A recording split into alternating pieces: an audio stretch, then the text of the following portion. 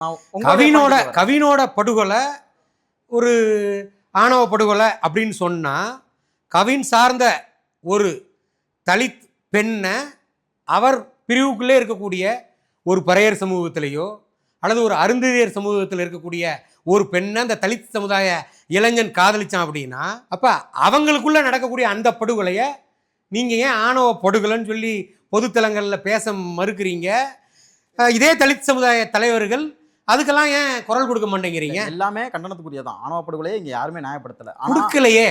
இந்த கவின் படுகொலைக்கு இவ்வளவு போக்கஸ் பண்ணக்கூடிய அந்த கவின் சார்ந்து இருக்கக்கூடிய தலித் தலைவர்கள், அதே தலித் சமுதாயத்தை சார்ந்த ஒரு இளைஞன் ஒரு முஸ்லீம் பெண்ணை லவ் பண்ணுறாப்புல, லவ் தானே பண்ணுறாப்புல. நீங்கள் எல்லாரும் காதல் புனிதமானது அப்படின்னு சொல்கிறீங்கல்ல, காதல் தானே பண்ணார்.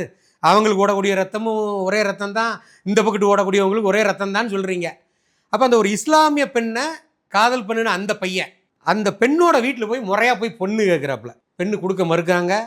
அந்த இடத்துல அந்த பையன் சூசைட் பண்ணிக்கிட்டதா சொல்லப்படுது. அதே நேரத்தில் அந்த பெண் வீட்டாரே கொண்டுட்டாங்கங்கிறதும் சொல்லப்படுது. காவல்துறை அதுக்குள்ள கடமையை செய்ய போகிறாங்க. அப்போ அந்த தலித் சமுதாய இளைஞனுக்கு ஏன் தலித் சமுதாய தலைவர்கள் குரல் கொடுக்கல?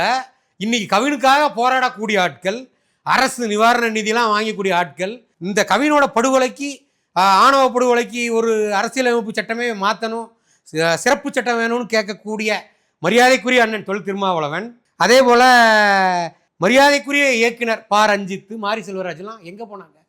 கோமாவில் இருந்தாங்களா?